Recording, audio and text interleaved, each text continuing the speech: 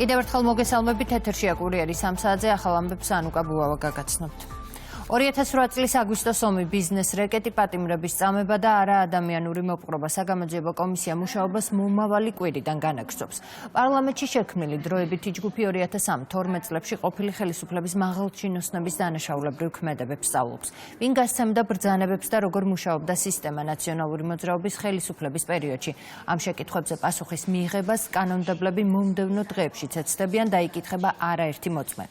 თუ არის ცნობილი, ვის ჩვენებას მოისმენს საგამოძიებო კომისია და რა განცხადებები კეთდება თემაზე, დეტალებით ლევან ფანცხავაა პირდაპირ ეთერში და მისგან მოვისმენთ უფრო მეტს. ლევან, გისმენთ. დიახ, საგამოძიებო კომისიის ფორმატში მუშაობა გაგრძელდება უკვე სამშაბათიდან და მოусმენენ იმ პირებს, რომლებსაც კავშირი ჰქონდათ 2012 წლებში ჩადენილ დანაშაულებთან დაკავშირებით. ჩვენ არაერთი პროცესი ვნახეთ, სადაც კითხვებს პასუხობდნენ ყოფილი ხელისუფლების მაღალჩინოსნები და დაზარალებული მხარეები და საქმე ეხება 2008 წლის აგვისტოს ომის დროს მიმდინარე პროცესებს, ასევე რა ვითარება იყო პენიტენციურ დაწესებულებებში და როგორ ხდებოდა ბიზნესზე რეკეტი. ჩვენ ვესაუბრეთ ბუნებრივია ოპოზიციის წარმომადგენლებსაც, რომლებიც პროცესს არ ენდობიან და აცხადებენ, რომ საგამოძიებო მუშაობის ფორმატში ისინი მონაწილეობას არ მიიღებენ იმ შემთხვევაშიც, თუ მათ დაიბარებენ. თუმცა ნახეთ არაერთი ოპოზიციონერი, რომელიც არ გამოცხადდა საგამოძიებო კომისიის ხდომაზე და შესაბამისი პროცესები განვითარდა ამის შემდეგ და მათ იბარებენ უკვე საგამოძიებო უწყებებში და არაერთი პროცესიც ვნახეთ. ოპოზიციის ნაწილი კი აცხადებს, რომ მაგალითად გახარიას გუნდში ამბობენ, რომ ხელისუფლებას წლების წინ უნდა დაეწყო ამ საქმეებთან დაკავშირებით გამოძიება. მიზანი არ არის მაგალითად ჭეშმარიტების დადგენა, კანონის უზენაესობის დამკვიდრება, ჰუმანურობა, ან თუნდაც რაიმე სახის ფაქტის გამოძიება. მათი კონკრეტული მიზანი მიემართება შურისძიებას. ჩვენ პოლიტიკურმა პარტიებმა მივიღეთ გადაწყვეტილება, რომ ამ საქართველოს გასამართლების კომისიას გამოუცხადოთ ბოიკოტი. საზოგადოებამ უნდა იცოდეს სიმართლე და ეს სიმართლე არ შეიძლება იყოს ნახევრად სიმართლე. დღეს ოცნებად საკმაოდ კომფორტულად გრძნობს ამ კომისიას თავს და ეს ამ კომფორტის საშუალება მათ არ უნდა მივცეთ და შევახსენოთ მათაც რამდენად დიდი დანაშაულები მიუძღვით ქართული ხალხის წინაშე. თორემ ნაციონალური მოძრაობის დანაშაულების არ გამოძიებას არავინ არ ეთანხმება, მეც პირველ რიგში და ჩვენი გუნდიც რა თქმა უნდა მიესალმება იმას, რომ თუ კიდევ არის რაიმე გამოსაძიებელი, რა თქმა უნდა ეს საკმაოდ ყველა საკადრისი პასუხი უნდა მიიღოს, მაგრამ სამართლიანი სასამართლოს პირობებში.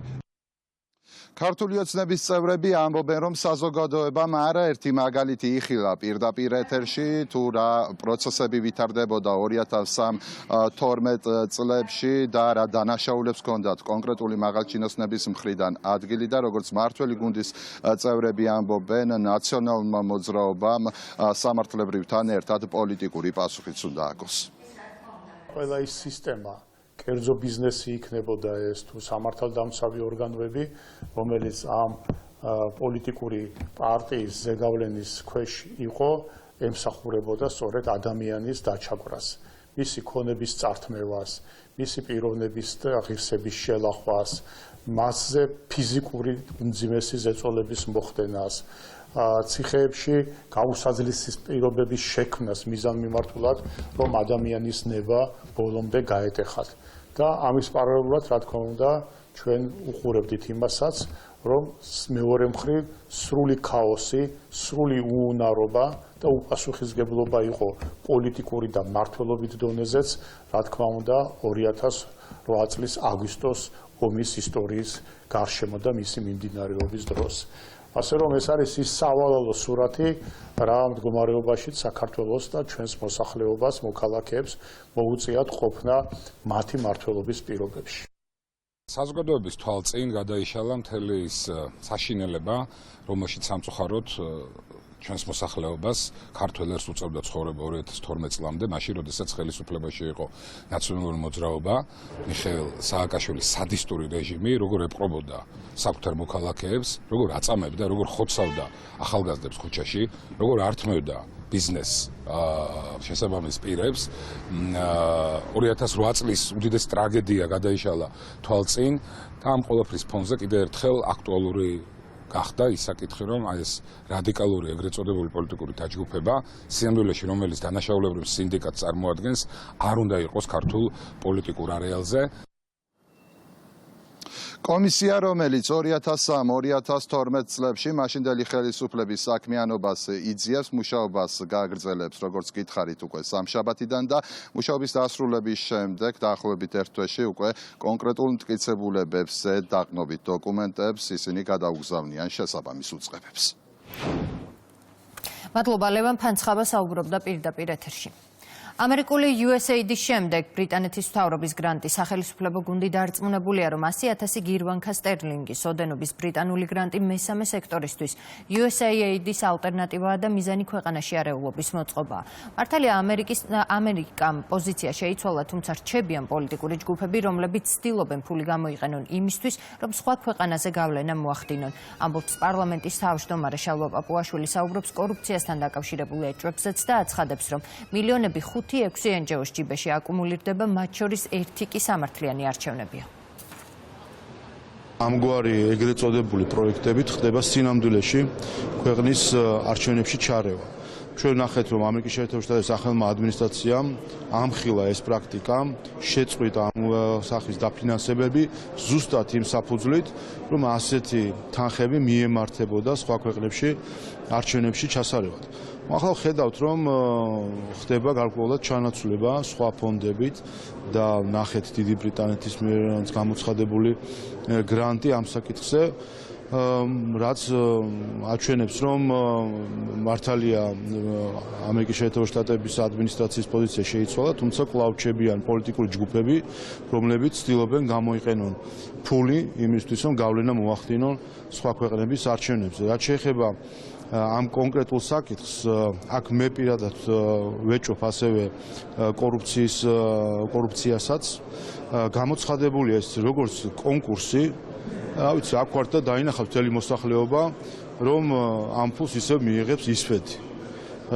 წინასწარ არის უკვე ცნობილი, ვის უნდა გადაეცეს ფული, ჩემი აზრით, თუ არა და დადასტურდება, იქნებიან თუ არა ეს იგივე ორგანიზაციები, რომლებიც აქამდე აყალბებდნენ, დადასტურებულად აყალბებდნენ არჩევნებთან დაკავშირებულ ანგარიშებს და არჩევნების შედეგებთან დაკავშირებულ მათ ანგარიშებს.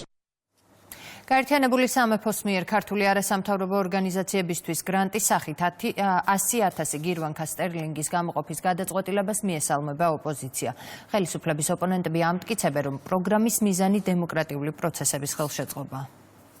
დიდი ბრიტანეთის შემდგომი ნაბიჯები იქნება ჩვენი საზოგადოებისათვის ხელშეწყობა, მათ შორის სამოქალაქო სექტორისათვის ხელშეწყობა, კრიტიკული მედიის განვითარება, საზოგადოების ქვეყნის დახმარება, მაგრამ ეს როგორც ჩანს არ მოსწონს არალეგიტიმურ ქართულ ოცნებას, რომელსაც სურს რომ გააქროს სამოქალაქო სექტორი, გააქროს პოლიტიკური პარტია.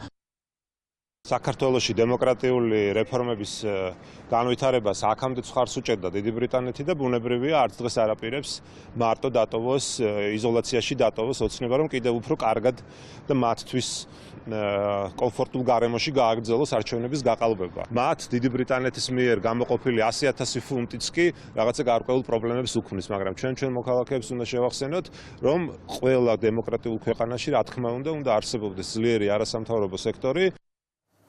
ქართულ ოცნებაში ამბობენ, რომ ამერიკული დაფინანსების შეწყვეტის შემდეგ რევოლუციური მიზნებისთვის ამჯერად უკვე ბრიტანული რესურსის გამოყენება დაიწყება. ეს რესურსი კი უმრავლესობის თქმით რეალურად USAID-ის ალტერნატივაა. ეს გრანტები და ის ორგანიზაციები, ვინც ამ გრანტების მომხმარებლები არიან საქართველოში, მაგალითად როგორიც არის ისფედი, ძირითადად ემსახურება არჩევნების დისკრედიტაციას. ამიტომ, რა თქმა უნდა, ქართული არჩევნების წინააღმდეგ შეტევა, მიუხედავად იმისა, რომ ამერიკიდან USAID ჩაეხსნა, ეხლა თქვა ბრიტანეთის ფონდებიდან გრძელდება ქართულ არჩევნებზე შეტევის და დისკრედიტაციის მცდელობა. სწორედ ამას ემსახურება ეს ყველაფერი, ყოველ შემთხვევაში აქამდე ეს ნათლად დადასტურებული სამწუხარო პრაქტიკა არის, რაც ამ ფონდებისა და ამ ტიპის არასამთავრობო ორგანიზაციების მხრიდან ხდებოდა ქართულ არჩევნებთან დაკავშირებით. ეს არის შეტევა ქართულ დემოკრატიაზე, მარტივი მოცემულობაა, მაშინ როდესაც შეერთებულმა შტატებმა ამხილა ის რაც USAID, NEDI და სხვა ფონდები აკეთებდნენ არასამთავრობო სექტორის ხელით სხვადასხვა ქვეყანაში, ახდენდნენ არჩევნებში ჩარევას, ლეგიტიმურად არჩეული ხელისუფლებაზე შეტევას, რევოლუციების მოხდენას, დღეს სიმძიმის წერტილმა Deep State-ის კუთხით გადაინაცვლა უკვე ევროპაში და ბრიტანეთში და ცალსახაა რომ იგივე რასაც აკეთებდა USAID და NEDI, დღეს უკვე ბრიტანეთის კონკრეტული ფონდების მეშვეობით არის სრული რომ გაკეთდეს, მაგრამ აქედანაც შეგვიძლია მხოლოდ ერთი დასკვნა გამოვიტანოთ, ის რაც ვერ შეძლო საქართველოში NEDI-მა და USAID-მა, ასევე იქნება შეუძლებელი სხვა ფონდებისთვის. საქალაქო სასამართლო ამ წუთებში კოალიცია ძლიერი საქართველოს არჩეულს განიხილავს. ხაზარაძე ჯაფარიძის გუნდმა დავა ცესკოს წინააღმდეგ საარჩევნო ადმინისტრაციის ახალი დადგენილების გამო დაიწყო. ლელო იმ ცვლილების გაუქმებას ითხოვს, რომელიც არჩევნების დღეს კენჭისყრის შენობაში ყოფნის უფლების მქონე პირებისთვის შეზღუდვებს აწესებს. სიახლის მიხედვით დამკვირვებლები ამ მომრჩევლებისთვის პირადობის დამადასტურებელი დოკუმენტის გამორთმევას ვერ შეძლებენ. ძლიერი საქართველო ამტკიცებს, რომ დადგენილება საარჩევნო კოდექსს ეწინააღმდეგება. ცესკომ მიიღო კანონის საწინააღმდეგო დადგენილება და მან აუკრძალა დამკვირვებლებს, რომ დააკვირდნენ საარჩევნო პროცესს. კერძოდ, მათ აღარ ექნება შესაძლებლობა შეამოწმონ მოქალაქეთა პირადობის მოწმობები, ასევე აღარ ექნება შესაძლებლობა დააკვირდნენ ვერიფიკაციის აპარატებს. ეს არის, რა თქმა უნდა, სერიოზული დარღვევა კანონის და სწორედ ამიტომ ჩვენ ვასაჩივრებთ მას სასამართლოში. საქართველოს ცენტრალურ საარჩევნო კომისიას ამ ნორმატიული აქტის მიღებით არ დაურღვევია არც სადამკვირვებლო ორგანიზაციის დამკვირვებლების და არც საარჩევნო სუბიექტის წარმომადგენლების უფლებები. გასაჩივრებული დადგენილება, რომ სრულად შეესაბამება საქართველოს კანონმდებლობით დადგენილ ნორმებს, ჩვენ ამის შესახებ წარმოდგენილ შესაგებელში დეტალურად გავწერეთ. ამ დადგენილების მიღების ძირითადი მიზანი გახლავთ კენჭისყრის დღეს მოსული ამომრჩევლის პერსონალური მონაცემების დაცვა და ამომრჩევლის მიერ გამოვლენილი ნების თავისუფლების დაცვა. მართლ გუნდში ამბობენ, რომ ცესკოს გადაწყვეტილებები საუკეთესო საერთაშორისო სტანდარტებს ემყარება ოპოზიციას და არასამთავრობო სექტორს კი საარჩევნო ადმინისტრაციის ირგვლივ აჟიოტაჟის შექმნა სურთ. უმრავლესობის განცხადებით ოპოზიციის არასამთავრობო სექტორისა და მათი დამფინანსებლების მიზანი არჩევნებსა და დემოკრატიაზე თავდასხმაა. როდესაც ერთის მხრივ ამბობ, რომ არანაირ არჩევნებს არ აღიარებ და არჩევნებში მონაწილეობას არ აპირებ და მეორეს მხრივ არჩევნების პროცედურებთან დაკავშირებით გაქვს შენიშვნები, ეს აჩვენებს, რომ ისინი კვლავ დაკავებული არიან საკუთარი მხარდამჭერების მოტყუებით და სინამდვილეში კვლავ ნახავთ მათ ისევ საარჩევნო მარათონში. რაც ცუდია, იმიტომ რომ ზოგადად ექსტრემისტული პარტიები მონაწილეობას თუ არ მიიღებენ არჩევნებში, ეს უმჯობესი არის ჩვენი დემოკრატიისთვის. შეღაც ცესკოს გადაწყვეტილებას ის რომ ეს ყალბი აჟიოტაჟი ატყდება ხოლმე უცხოურად დაფინანსებით და ეს არაერთხელ დადასტურდა და ის რომ ცესკოს გადაწყვეტილებები ყოველთვის არის საუკეთესო საერთაშორისო სტანდარტის შესაბამისად, ეს შესაბამისი ესეც არაერთხელ დადასტურდა. CSKO არის ვალდებული სწორად მართოს პროცესზე. როდესაც ემპირიული გამოცდილებით ის აღმოაჩენს, რომ არის გარკვეული პრობლემატიკა არჩევნების მიმართ არჩევნების დღეს ბუნებრივია მისი პირდაპირი მოვალეობა, რომ ეს პრობლემატიკა გამოსწორდეს და გამოწვევა იყოს დაძლეული. ამიტომაც ახლა ნებისმიერი ესეთი მცდელობა გააშავონ CSKO-ს გადაწყვეტილება ან შეუცვალონ მას მისი სამართლებრივი რეალური შინაარსი არის უსუსური, რადგანაც ყველა წინა ჯერზე დამტკიცდა, რომ CSKO იყო აბსოლუტურად მართალი. მათი ეს აჟიოტაჟი ემსახურება მხოლოდ და მხოლოდ იმას, რომ აჟიოტაჟის გამო ატეხონ.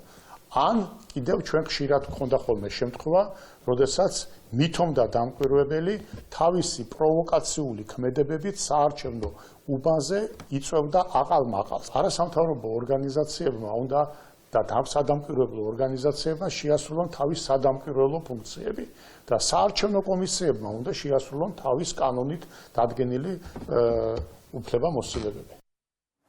აჭარის უმაღლეს საბჭოში დასრულდა ავტონომიური რესპუბლიკის მთავრობის თავმჯდომარის კანდიდატის სულხან თამაზაშვილისა და მის მიერ დასახელებული მინისტრობის კანდიდატების დამტკიცების საკომიტეტო მოსმენები სულხან თამაზაშვილმა და მინისტრთა კაბინეტის უცვლელმა შემადგენლობამ კანონმდებლებს სამთავრობო პროგრამა, სამოქმედო გეგმა და ხედვები გააცნეს. დღესვე აჭარის უმაღლეს საბჭოში გაიმართება ბიუროს სხდომა. გაიმართა კომიტეტების სხდომები, შესაბამისად ველოდებით კომიტეტების დასკვნებს და ძალიან მალე გვექნება ბიუროს სხდომა, რომელზეც ვიმსჯელებთ უკვე საკითხის პლენარული სხდომისათვის გადაცემის შესახებ. დღის ბოლოსთვის გამოიცემა განკარგულება უმაღლეს საბჭოს რიგგარეშე სხდომის მოწვევის შესახებ და უკვე ხვალ დილისთვის გაიტანება საკითხი აჭარის ავტონომიური რესპუბლიკის მთავრობისათვის დობის გამოცხადების შესახებ. უკრაინაში ომი გრძელდება, რუსულმა ძალებმა კიევს ბალისტიკური რაკეტებით შეუტიეს, დაშავებულია 3 პირი. განადგურებულია მაღალსართულიანი შენობები, მსუბუქი ავტომობილები და სამოქალაქო ინფრასტრუქტურა. 4 ადამიანი დაშავდა მიკოლაევზე მიტანილი იერიშის შედეგად. რუსული საჰაერო თავდასხმის შედეგად ხანძარი გაუჩნდა კერძო სახლებს. 4 აპრილის ღამეს დასახლებულ პუნქტზე მიტანილ რუსულ იერიშს 19 ადამიანი ემსხვერპლა. მათ შორის 9 ბავშვია. კრივი რიხზე თავდასხმისას დაღუპული ოჯახების სოლიდარობის ნიშნად უკრაინაში 6 აპრილი გლოვის დღედ გამოცხადდა. დუმილი მასში, როცა რუსეთი ბალისტიკური რაკეტებით ბავშვებს ყავს, არასწორი და საშიშია. ეს მხოლოდ ხელს შეუწყობს მოსკოვს ომის გაგრძელებასა და დიპლომატიის იგნორირებაში. სისუსტეს არასოდეს დაუსრულებია ომი, ამიტომ მადლობელი ვარ ყველა იმ ქვეყნის, რომლის წარმომადგენლებმაც თავიანთი აზრი გამოთქვეს. რუსული ბალისტიკური რაკეტა სამიზნეში იღებს ჩვეულებრივი ქალაქის ქუჩებს, ურტყამს საცხოვრებელ კორპუსებს და შემდეგ დაბომბვას უპილოტო საფრენი აპარატებით აგრძელებს. კიდევ რამდენიმე ადამიანი დაიღუპა, მეტი რუსეთმა უნდა აგოს პასუხი იმ ყველაფერზე, რაც გააკეთა. ამ ომის დასასრულება დაუცილებელია მათზე ზეწოლა, რეალური ზეწოლა, სარიელ საუბარზე დროის კარგვის გარეშე. რუსეთთან მოლაპარაკებები უნდა გადაიდოს. უკრაინასა და რუსეთს შორის ბრძოლის ბოლო მოვლენებს ფინეთის საგარეო საქმეთა მინისტრი გამოეხმაურა. ელინა ვალტონენი ამბობს, რომ ფინეთი რუსეთს მტრად არ აღიქვამს, თუმცა ის ქმედებებს, მათ შორის საერთაშორისო სამართლის დარღვევას არ ეთანხმება. აშკარაა, რომ ამერიკის შეერთებული შტატები აწარმოებს მოლაპარაკებებს რუსეთთან და რაღაც მომენტში ევროპაც დაიწყებს დიალოგს, თუმცა მთავარი ის კი არ არის, როდის და ვინი ლაპარაკებს, არამედ რის მიღწევას ვცდილობთ ასეთი საუბრით. გუშინდელი ინფორმაცია სამოქალაქო ინფრასტრუქტურის ბალისტიკური რაკეტების დაბომბვის შესახებ მიუთითებს იმაზე, რომ დიალოგი რუსეთთან უნდა გადაიდოს. მათთან ჩვენ კეთილმეზობლური ურთიერთობის იმედი გვაქვს, მაგრამ ეს დრო ჯერ არ დამდგარა. ყველაფერი იმაზეა დამოკიდებული, როდის დაიწყებს რუსეთის საერთაშორისო სახელშეკრულებო სისტემაში დაბრუნების სურვილის დემონსტრირებას. რუსეთის მიერ კრივი რიხზე თავდასხმას გმობს ევროკავშირის უმაღლესი წარმომადგენელი. რუსეთის მორიგი დაუდევარი თავდასხმა, რომელიც საცხოვრებელ ზონაში განხორციელდა, დაღუპულია სულ მცირე 14 ადამიანი, მათ შორის 6 ბავშვია. რუსეთი უკრაინის განადგურებას აგრძელებს და მშვიდობით არ არის დაინტერესებული, წერს კაია კალასი X-ზე. პოლონეთის შეიარაღებული ძალების სარდლობამ თავდაცვის სისტემა მზადყოფნაში მოიყვანა. რუსეთის მასობრივმა თავდასხმამ უკრაინაზე ქვეყანას რადიოლოკაციური დაზვერვისა და თავდაცვითი სისტემების მომზადებისკენ უბიძგა. ინფორმაციას თავად პოლონეთის ოპერატიული სარდლობა ავრცელებს. მათივე ინფორმაციით აქტიური რუსული საავიაციო მოქმედებებიდან გამომდინარე დაწყებულია მონიტორინგი და ავიაოპერაციები პოლონეთის საჰაერო სივრცეშიც. ისრაელმა აღიარა, რომ 23 მარტს ღაზაში სასწრაფო სამედიცინო დახმარების 15 თანამშრომლის მკვლელობა სამხედროების შეცდომა იყო. ამის შესახებ BBC წერს, ისრაელმა სამხედროებმა პალესტინის წითელი ნახევარმთვარის საზოგადოების სასწრაფო დახმარების მანქანების კოლონას, გაეროს მანქანას, ასევე სახანძრო ავტომობილს ცეცხლი რაფახთან გაუხსნეს. მაშინ ისრაელი ამტკიცებდა, რომ კოლონა საეჭვოდ მიუახლოვდა მათ, რადგან არ ჰქონდათ ფარები ანთებული. ასევე ისრაელში აღნიშნავდნენ, რომ ისინი არ იყვნენ გაფრთხილებული მანქანების გადაადგილების შესახებ. თუმცა მოგვიანებით გავრცელდა სამედიცინო პერსონალის მიერ გადაღებული ვიდეო, სადაც ჩანს, რომ მანქანებს ფარები ანთებული ჰქონდათ. ცეცხლი ღაზის სექტორში მომავალ სამედიცინო სახანძრო და გაეროს მანქანებს რაფახის მახლობლად გაუხსნეს, რასაც 15 მეტპერსონალი ემსხვერპლა.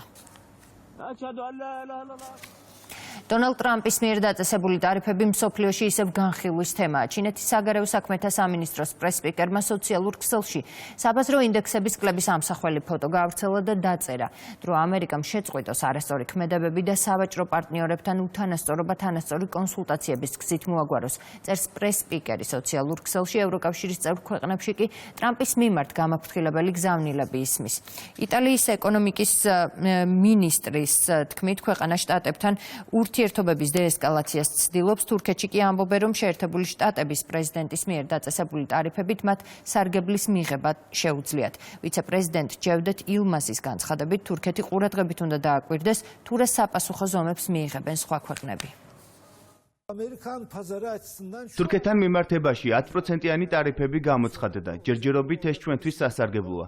ტარიფების ზრდა იქამდე მიდის, რომ ქვეყნები, რომლებიც ამერიკის ბაზარზე ყიდიან პროდუქტს, აგრესიულად გადადიან სხვა ბაზრებზე და ჩვენ ამას უნდა მივაქციოთ ყურადღება. მეორე მხრივ, საქონელზე ფასებმა დაიკლო, ამიტომ ამ თვალსაზრისით დადებით ეფექტზე შეიძლება ვისაუბროთ. ამერიკაში ანტისამთავრობო აქციები გაიმართა მთელი ქვეყნის მასშტაბით ათასობით დემონსტრანტი შეიკრიბა. აქციის მონაწილეები პრეზიდენტის მიერ გამოცემულ აღმასრულებელ ბრძანებებს აპროტესტებენ. აქციები დონალდ ტრამპისა და ილონ მასკის წინააღმდეგ არა მარტო შტატებში, არამედ კანადაში, მექსიკასა და ევროპის სხვა ქვეყნებშიც ტარდება.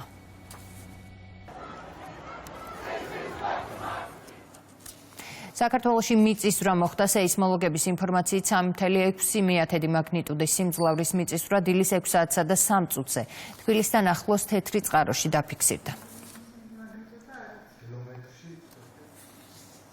თელავის მუნიციპალიტეტში მცხოვრებ აფხაზეთის ოკუპირებული ტერიტორიიდან დროებით დევნილებს მრავალპროფილური სკრინინგული გამოკვლევები ჩაუტარდათ. პროცესს დაესწრო აფხაზეთის ავტონომიური რესპუბლიკის მთავრობის თავმჯდომარე. სამედიცინო აქცია თელავში აფხაზეთის მთავრობის მხარდაჭერით აფხაზეთის ჯანდაცვის სამინისტრომ განახორციელა. გავზარდეთ პროგრამების დაფინანსება.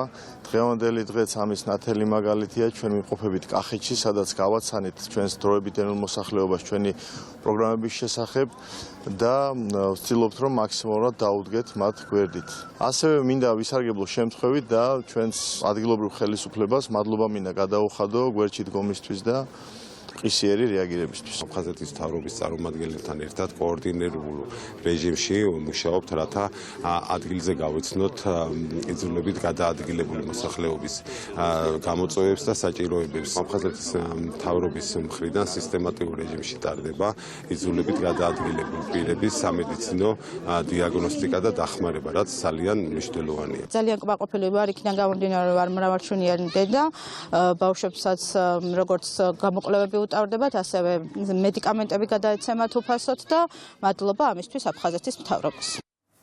პროექტის ერთი დღე ჯარში ფარგლებში სკოლის მოსწავლეებს მე-6 საარტილერიო ბრიგადამ უმასპინძლა ქუთაისის ონის საგერის ლენტეხისა და ამბროლაურის საჯარო სკოლების მაღალი კლასების მოსწავლეებმა ქვედანაყოფის ინფრასტრუქტურა, სამხედროების საცხოვრებელი პირობები და ჯარისკაცის ეკიპირება დაათვალიერეს. სტუმრებს ბაზის ტერიტორიაზე გამოფენილი სამხედრო შეიარაღება გააცნეს. პროექტის მიზანი კი ჯარის პოპულარიზაცია. გავეცანით ჯარისკაცის ერთი დღის ცხოვრებას, ასევე შეიარაღებას და საბრძოლო ტექნიკას. მოხარული ვართ დღევანდელი დღით და ასევე ვფიქრობთ მომავალში შევუერთდეთ ამ დიდ ოჯახს. მოსწავლეებს საშუალება მიეცათ დაეთვალიერებინათ ბრიგადის ინფრასტრუქტურა, გაცნობოდნენ ჯარისკაცის სახელმწიფო პირობებს, ასევე ისადილეს ბრიგადის სასადილოში სამხედრო მოსამსახურეებთან ერთად და დაათვალიერებს გამოფენაზე გამოყვანილი შეიარაღება და ტექნიკა. მათთვის სიმულაციების პრაქტიკაში ჩატარდა საჩვენებელი სწავლება. ჯერა რომ ეს პროექტი აქტიურ წვლილს შეიტანს ჯარის პოპულარიზაციის საქმეში. განათლების საერთაშორისო გამოფენა და ინფორმაცია მსოფლიოს სხვადასხვა ქვეყნის სახელმწიფო და კერძო უმაღლესი სასწავლებლების შესახებ. გამოფენაზე მისულმა ახალგაზრდებმა ინფორმაცია მიიღეს უცხოურ სასწავლებლებში დაფინანსების, გრანტებისა და საცხოვრებლით უზრუნველყოფის შესახებ. გამოფენა უფასოა და დაინტერესებულ პირებს შეუძლიათ შეკითხვებზე პასუხი უნივერსიტეტის წარმომადგენლებისგან პირადად დღის 5 საათამდე მიიღონ. ჩვენ ვეძებთ მონდომებულ სტუდენტებს, რომლებიც დაინტერესებულნი არიან ეკონომიკითა და ბიზნესის ადმინისტრირებით. ჩვენ გვაქვს შესანიშნავი პროგრამები, რომელიც შეგვიძლია შევთავაზოთ ქართულ სტუდენტებს. საქართველო ძალიან გვიყვარს და აღსანიშნავია ისიც, რომ ძალიან მიზანდასახული სტუდენტები გყავთ.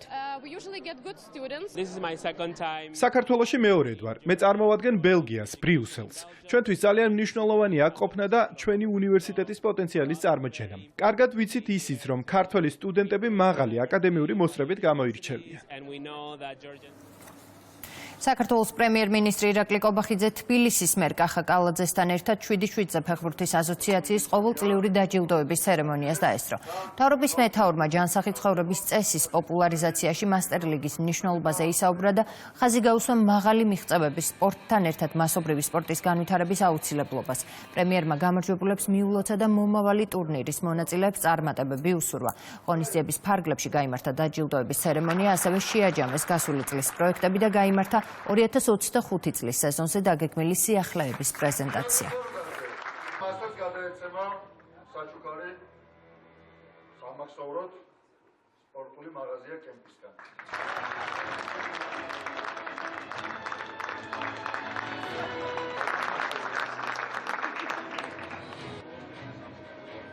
სამახსოვრო კოჩქედა აქ